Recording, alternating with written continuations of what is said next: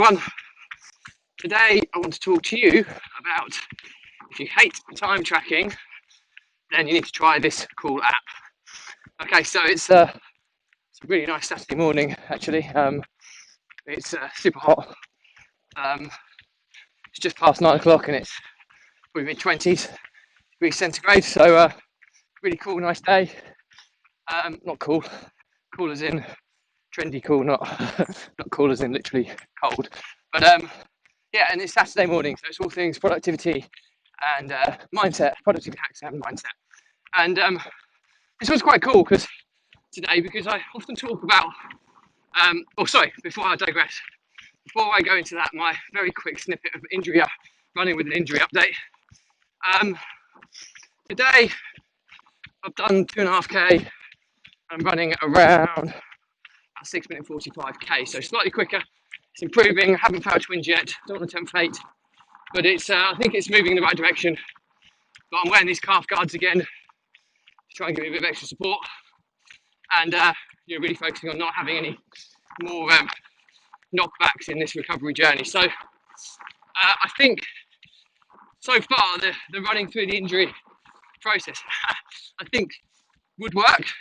I just think you've got to really be restrained in how hard you push yourself, and I find it really hard to really slow myself down. So but I think it's working. Like I say, it's getting better each day, and as long as I'm nursing it and really consciously trying to feel how it's feeling when I'm running and not making sure I'm overexerting myself, hopefully the progress will continue. So I'll update you again. So I did a 5k today and I did a lot of walking at the beach yesterday, so and it come through that okay, so fingers crossed, onwards and upwards. So back to productivity, and one of the key things that people talk about in productivity is time tracking, and so many different time tracking apps out there that I've tried, and I think what it comes down to is that some people just hate time tracking, and some people love it. I'm somewhere in between. I completely see the benefits, but I find it cumbersome, and it takes me out of my flow having to update things all the time. You can use cool apps, but even if you're using cool apps, you still have to click a button in the app and select the right project and the right code that you're coding things against. So but I do, which is why I do it kind of once a quarter generally for a couple of weeks, just to check how I'm performing. But there is another way, which is not as good as time tracking, I have to confess. But there's a couple of ideas actually. Well, first and foremost, all of my team that work for me, they use Time Doctor as time tracking software, and one of the things it does, and you've got to be a little bit careful about here, and you need to obviously explain this carefully to people when they start working with you, but it screen grabs every 10 minutes or so their screen, so you can see what they're kind of working on. Now, I very seldom do I scrutinise this, because I trust my team implicitly, but I have had occasions where I've had people in the past who have kind of taken the mic a little bit, in terms of they've been looking, blatantly searching on the internet or playing games or something, and I picked that up.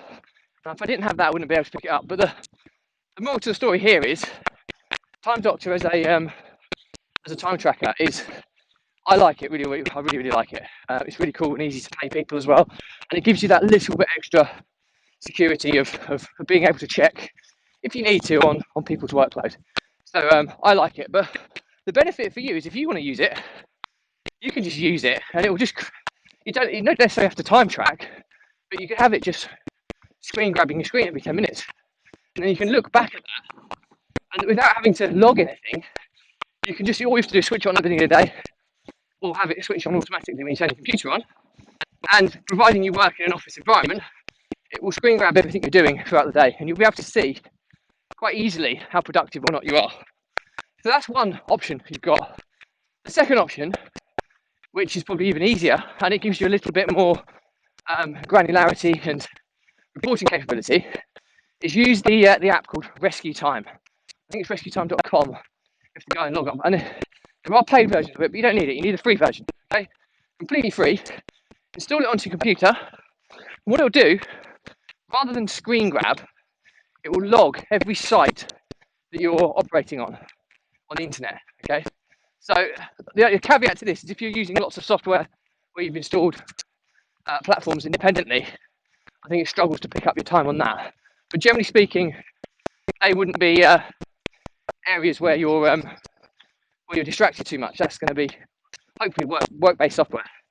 But if you're on online constantly, and I use everything through the cloud because I like to have multi-device accessibility. So it's really, really important to have that level of access. So pretty much everything I use is cloud-based. So it's an internet site ultimately. So Rescue Time is really cool because it will log the time you spend on every different site. It'll itemize it, and then what you can do is you can then go through it at the end of each day and categorize like productivity levels, put each site into a different folder to give it some structure, and then it will learn and remember the settings for the next time. So for example, if you go on Facebook and you're adamant that you're only adding content to it and being a creator rather than a consumer, or a producer rather than a consumer, then that would be seen as super productive time because you're improving your personal brand. But as standard, Rescue Time might assume based on social media that you're just browsing, and it's a massive time drain. So you can change the setting on that. So every time you go on Facebook, it will pick it up as productive time rather than time wasted. And all right, it takes a little bit of getting setting up over the course of. Once you've used it for about a week, you'll find that most of the sites that you go on, you've categorized and everything, and then you get a really cool free report at the end of each day, end of each week, at the end of each month on your productivity level. It scores you even, which is really, really cool because you don't have to track anything or do anything. Okay, there's a little bit of setup, but I think the outcome is far more beneficial than the actual setting up of it, which doesn't take long. You're talking a few minutes at the end of each day, and then you don't have to do it ever again. But it gives you this cool report on how productive you've been and where you spent your time. So strongly recommend it because I was coaching in systems and outsourcing for 2 years, and I think I coached around 140 clients in that time. The biggest issue was getting people to time track, or one of the biggest issues. And I think these couple of cool little hacks I've given you here as alternatives means that anybody can get started with tracking their time in one format or another. And these two that I've just mentioned are possibly the two easiest without having to disrupt your flow or anything along those lines. So I hope you found this useful. So just to summarise, the two options if you hate time tracking to have it done on a more automated basis for you. One is Time Doctor. Now again, there is a little bit of setup on this, but once you've set it up, you can just switch Time Doctor on and have it automatically switch on when you start your computer, and it will just track and screen grab every 10 minutes. And you can look back over your screen grabs at the end of each day or end of each week and just glance through it. It will give you a really good account of where you're spending your time on your computer. So it's a really, really cool way of seeing if you're wasting your time anyway. Number two is rescuetime.com, and this is, again, both of these are free, by the way. There are paid upgrades of them, but you don't need the paid upgrades of either. So rescuetime.com, go on there, install it on your computer, and anything that you're on the internet for, it will log, and you can start categorizing each site, whether it's productive time or negative time, and it will give you a productivity score based on your categories.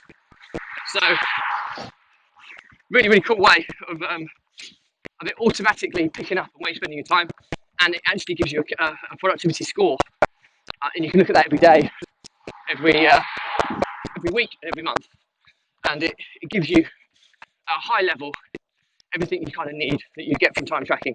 Although the one caveat is time tracking is a lot more granular, and when you're looking to outsource specific tasks, there is no substitute to actually time tracking. So if you are going to go and use time tracking as more of how you outsource stuff, then you would need to probably embrace the laborious time tracking process. But for most other people who just want to make sure their productivity levels are improving where they need to be, then these two little secrets are really, really cool and should really, really help you. So if you found that useful, as always, I guarantee if you've got any questions, please drop a comment in. My guarantee is I'll always respond to every comment. If it's a broader topic, I'll still respond, but I will do a separate vlog episode and tag you in as a direct response.